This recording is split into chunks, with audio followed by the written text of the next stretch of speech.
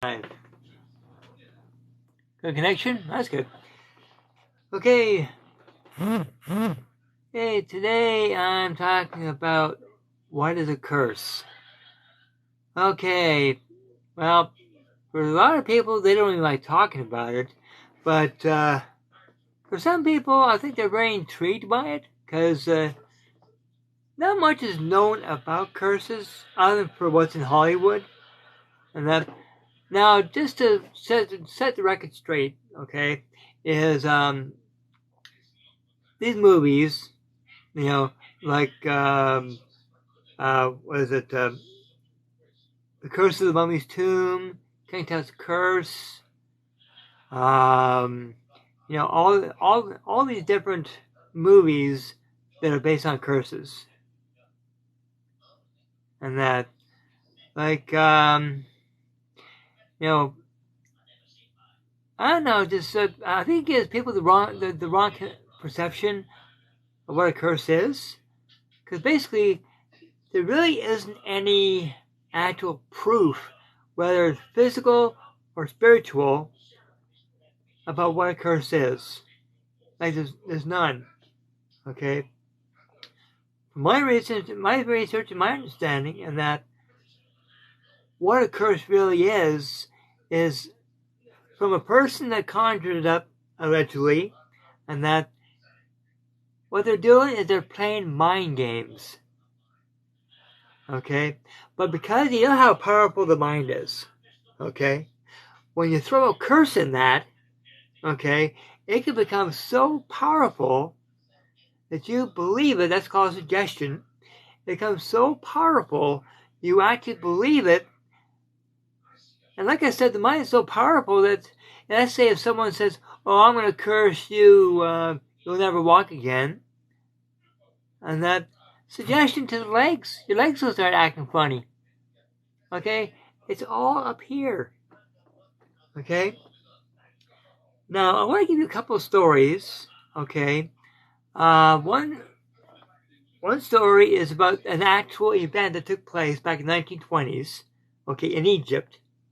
Okay? Now, we all know about Howard Carter and Lord Carnarvon. Okay, they discovered King Tut's tomb. Okay, and you know that I think Howard Carter was bitten by a mosquito, and then a short time later died of the infection. Well, back then they really couldn't do a proper autopsy as to what killed him. Okay, well, given where he was, and that I say that it was not the curse that killed him, but some kind of infection or illness that the mosquito was carrying.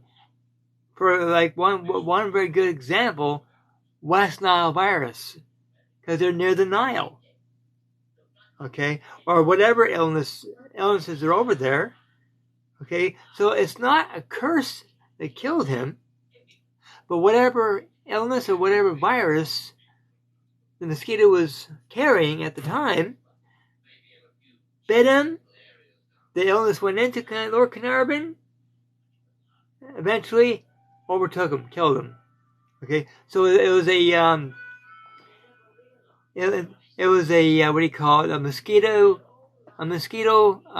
infected bite. Hey, hang on 1 second here. My computer wants to reboot. Well, I can wait. Anyway, people, as I was saying, that now there's another story. Okay, this is over in England. Okay, during the 1700s. Okay, that this, I don't know, it was a lord or a lad, that he was traveling home in a horse-drawn carriage. He was traveling home, okay, and he was close to his house, or mansion, whatever it was, and an old lady was standing off to the side. They found out that it was a local witch, okay, and she said, can you give me a ride, please?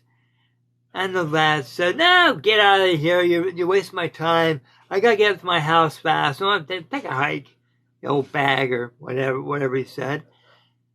And so while she ended up following him up to the house, he got out of his carriage. She showed up a short time later. She said, because you would not show hospitality and helping an old lady, and that was a very short ride, he says, I'm placing a curse on you and your house. She says, see that tree over there? For every limb that comes down, okay, a family member will die. Okay, well, back then, for people that did believe in curses, because it was part of their culture, they not only believed in them, but they feared them. Okay, even the guy that told the old lady off, he started thinking, "Oh my God, the curse is real." Well, guess what? Sure, the lady said, "Oh yeah, I'm going to curse your house," and so every time a limb comes down, a family member will die. Okay. Well, that night, a storm came. One limb came down. A family member died. But no autopsy was ever done on that person, because back then, if they did do autopsies, it was in its infancy.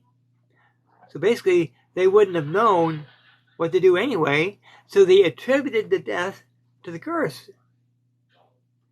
where the death could have been anything else. You see, they consider that a coincidence, but there's no actual proof that a curse did it, and this lad or lord or whoever he was, because he believed it so much that he actually had that tree chained up, and so that no more limbs could come down. And those chains have remained to this day, 300 years later. And so people still believe that tree is cursed, the house is cursed. And see, again, mind games. And what was the intention of the curse? Revenge. But other times, in other cultures, a curse can be used for defense, to protect themselves. So it's either revenge, defense, or to teach someone a lesson. Especially for someone that thinks he's a real smart ass, and say, okay, you said something to me I did not like. I'm trying to show you something. Because you insulted me, I'm placing a curse on you. Again, mindset. And you see, because you've heard of the power of belief and the power of the mind. Well, that can be incredibly powerful. In fact, that can be so powerful that people actually become paranoid over curses. See? Mind games. But in actual fact, it's the fear of not knowing. It's the fear of the unknown. That's what's really gripping them. And you see, like I said, in different cultures, different parts of the world, different times, curses have always been used for different things. And in the long-term run, place a curse on someone is just playing mind games. Okay? But because you know about curses, you believe in the curses, you fear the curses, and that's where some cultures actually, they think, oh, you don't dare do this, you don't dare do that, or they'll curse you. Right? Mind games. Or like that, on the live stream that I did on Wednesday on StreamYard, about this forest over in Japan. It was called the Suicide Forest. Okay? Well, it's believed that forest is cursed by an evil entity. Okay? Well, it doesn't mean that the forest is cursed. Now, if there's an evil energy, a negative energy in that area, sure, that can affect people's emotions and stuff. Especially if you suffer from depression or anxiety or whatever. You go in there, you have the suggestion of knowing that many people have taken their lives in there for whatever reasons, And there's signs all around the forest saying, stay away, don't go in. Possibly do not go in, or you will not come out alive. Okay? And that, now if you know about the area, if you know that there's a lot of negative energy in there, if you know that there's devil worship or whatever in there in the past, or however that negative energy got in there to begin with, and that common sense would say, don't go in. If you want to do EVPs, stay on the outer part. You get lots of sounds. Especially for people that fear that kind of stuff. And that doesn't mean it's cursed. So if someone places a curse on it, that means that as a warning, don't go in because something bad might happen. Okay? And, but for people that are diehard skeptics, and they go in there, they might just feel uneasy, they might feel a little nausea, whatever, and that, and they'll come out, and that. But I'm almost sure that there are other areas on the globe that are considered cursed areas. Whether it's a forest, a building, whatever. Just know that if they say it's cursed, that means that there's probably a lot of negative energy in there. And then for your own safety, physical, spiritual, and mental, then leave it alone. Unless you have a team that's prepared and they're professionals and they get permission to go into the location and check it out and see why all these stories have come up. You know? Now, for people that say, you know, for people that are always say they're stricken with bad luck all the time, they can never get lucky with anything. You know, that they can never win stuff. They haven't got the right girl, they haven't got the right job, blah, blah, blah. You know, they think, oh, I'm cursed. I've been cursed since the day I was born, blah, blah, blah, blah. And that, just know that curse has nothing to do with it. Okay? If you feel there's negative energy around you, okay, that can be lifted. That can be taken care of. Either get someone else to sage yourself and your house, or if you know how to do it, sage yourself, sage your house, cleanse the area of all negative energy, fill it with positive energy, and then see what happens. You know?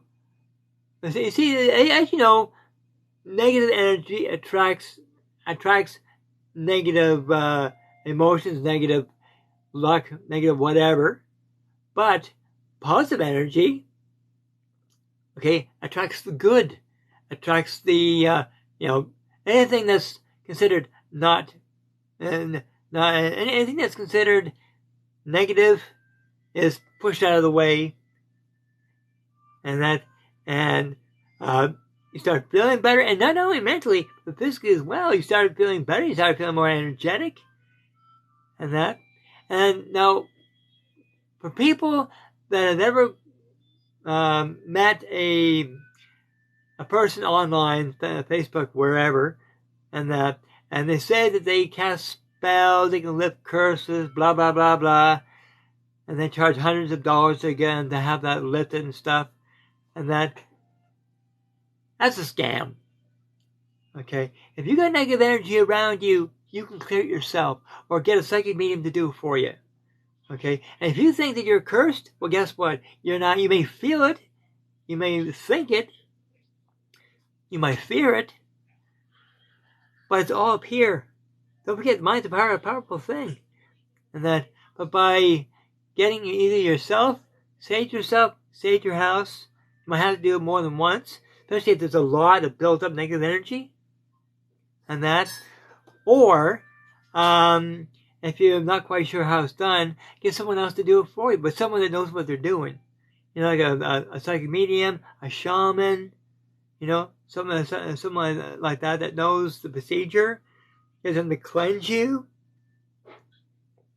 and not only yourself, but also your environment as well, and see how you feel, see if your luck changes after that.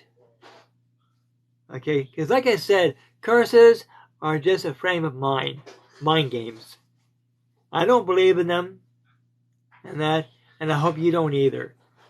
Because we have to put up with enough nonsense on this earth, and not have to contend with any stupid curses. Now, if you don't mind watching movies with curses and stuff like that. Okay, that's all make-believe. Okay, that's part of the storyline. It's not real. And even some paranormal investigative teams have said, "Oh, I'm going back to the cursed house." The reason why they say that is because it's the title of their show. Doesn't mean that the place is cursed. But if there's any locations that many people have said, "Oh, here's a location where many people have said that this place is cursed," it's not cursed. Okay? It's just full of negative energy. Okay? And if there's too much negative energy, stay away for your own safety. And because sometimes if enough negative energy is concealed for a very long period of time, an entity, a demonic entity, can form. Okay? And some people would say, well, that's a curse. No, that's just a negative energy being brought up from the lower regions. That's all it is. And then stay away from that. And so, best thing to do your research before you do anything, before you go anywhere that is allegedly cursed. And that you might learn something. And that, because years ago I thought I was cursed, and it wasn't. And then I just had the wrong frame of mind. That's all it was. Change your frame of mind, and everything went beautifully. I'm blessed. And then so, anyway, people, next week's topic is going to be about legends. One of my favorite topics. So, anyway, God bless you all. Thank you for joining me. I will be posting this video, live stream, on my YouTube channel as soon as I can. And that. But for everybody that's joining me, thank you and bless you. If you have any questions, please feel free to, comment on my YouTube channel. And that, if you have any questions about curses or anything else like that, and then please comment, ask questions, and that. And part of the SWYPT Southwest Yorkshire Paranormal team. Okay, well, our team is ready and willing and eager to answer your questions and to help you out, and that myself included. Okay, so anyway, people, God bless you all, and like I said, and that you really have nothing to fear, and the Almighty is always taking care of you. Okay, so love and light.